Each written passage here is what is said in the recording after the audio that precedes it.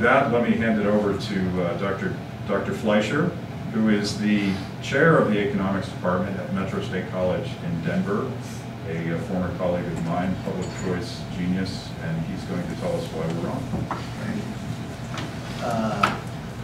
Thanks, man.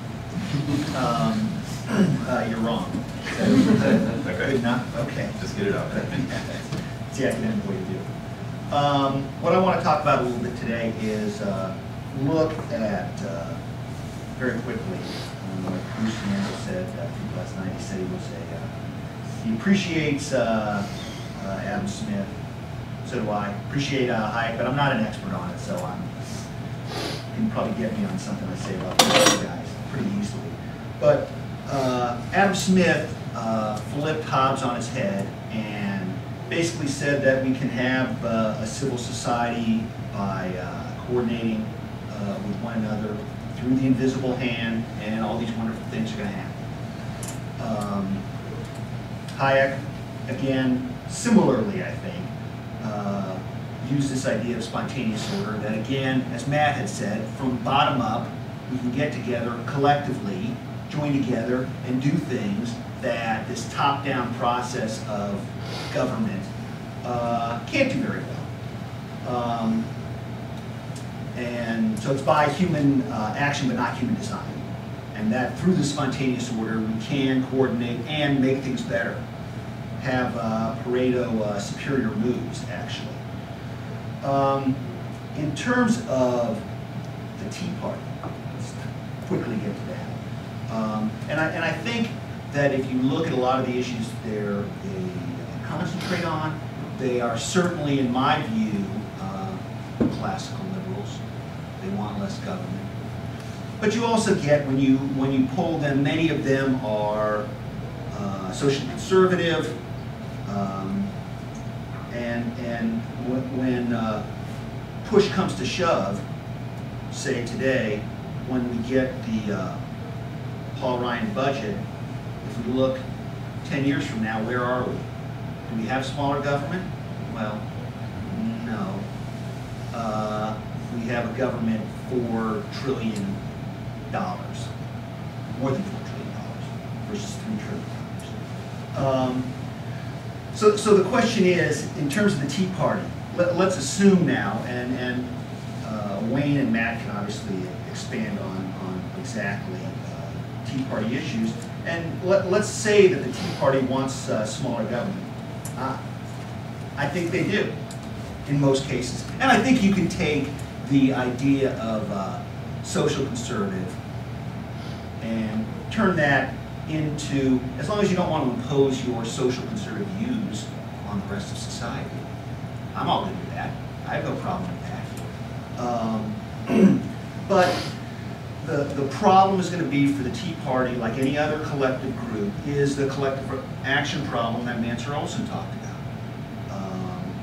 How is it that you are going to get individuals who singly have no incentive to join this group to get together when they're producing a collective good, a freer society?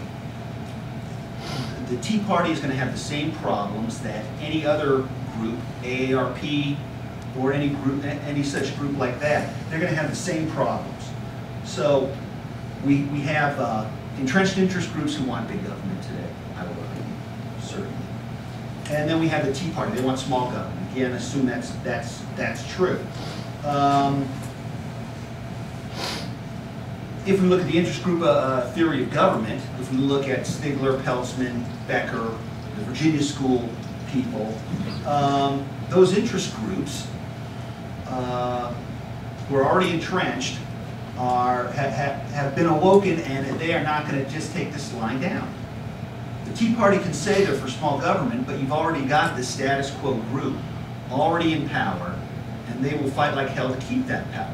So the question is, what is it about the Tea Party that is different in terms of being successful at getting us smaller government?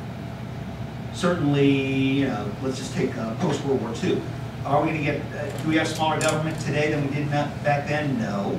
So the question is, what is it about the Tea Party that they are going to be able to get over that hurdle, that collective action hurdle. And obviously, as Matt said, I just don't see them being able to do that. Let me give you quickly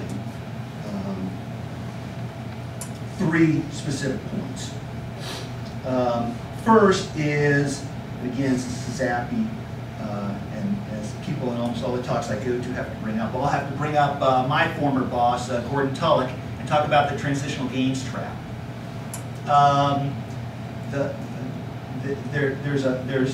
The problem is efficiency is what is.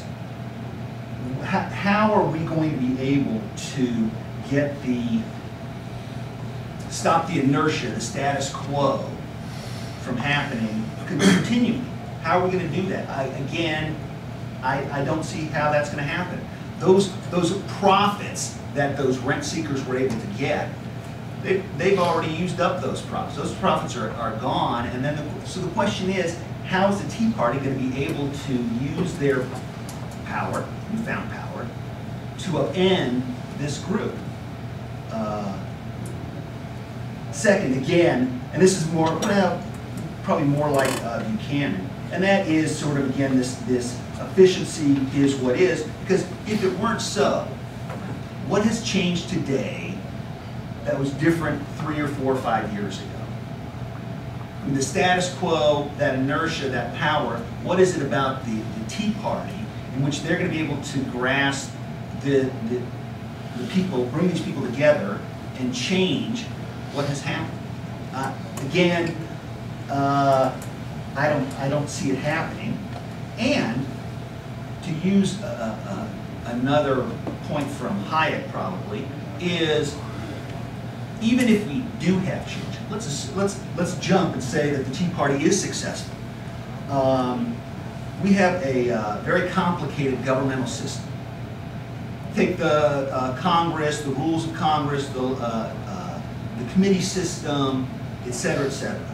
You change those rules, the outcome is very unpredictable. We don't know what's going to happen.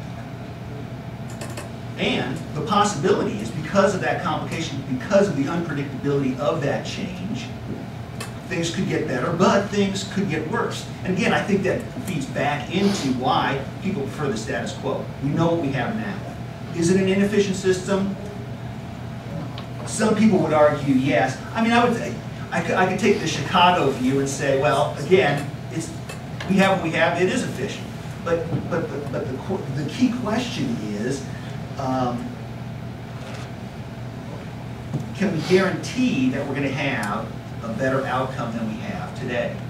I'm not sure we can make that prediction. Because, again, take the idea that Matt said about this decentralized information, so on and so forth. I agree. Internet, information, that's true. The Tea Party has that, but guess who else has that? It's like prices, it's public good, like Hayek said. Who else has that information? The bad guys. The bad guys have the same information. What is it about the good guys being able to take this decentralized information and use it to bring smaller government, more liberty to people?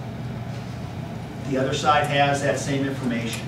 And again, they're the ones in power now. They're going to fight like hell to keep that power. Now,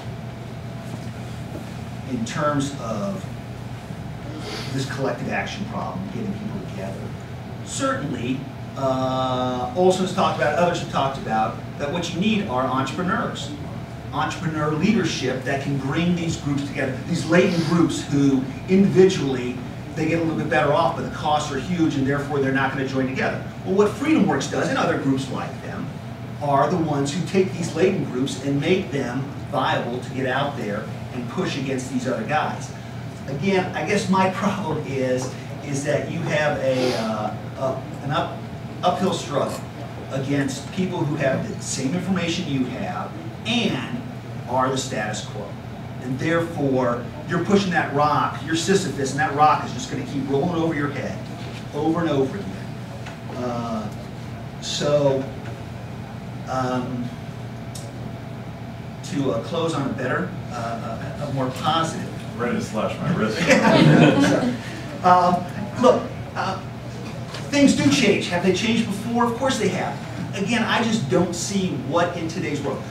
The one thing, and I'm trying to think of who said this, is, it was probably some leftist, who said, maybe it was Saul Alinsky, you guys would know, that never always use a crisis because you can make these big changes. It was the president's chief of staff, actually. So it was a lefty. Yeah. Okay. And again, and I think it's Sam Peltzman who's brought that up. He said, talking about transportation deregulation. Part of the reason that happened when it did was because railroads had huge financial problems at the time. Other industries were relatively prosperous, and therefore you were able to use that problem, that financial crisis, for that industry to start to deregulate. Well, do we have that situation now? Well, yeah, we have a financial crisis, etc. I guess time will tell. But yeah, I'm still pessimistic. I want somebody to explain to me how the Tea Party is going to be different than most other collective action problem groups. How they're going to be able to solve it. Thank you, Dr. Fleischer. This is predictably depressing.